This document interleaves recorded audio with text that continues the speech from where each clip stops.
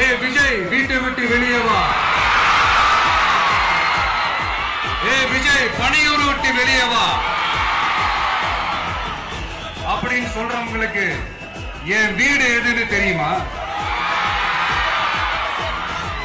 முதல்ல என் வீடு எங்க இருக்குனாவது தெரியுமா? என சீண்டி பார்க்கறதா நினைச்சு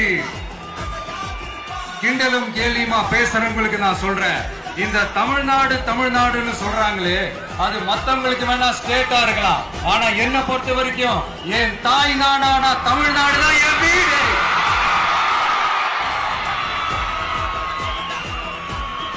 என் வீட்டுல மொத்தம் எத்தனை பேர் இருக்காங்க தெரியுமா? 8 கோடி பேர் இருக்காங்க.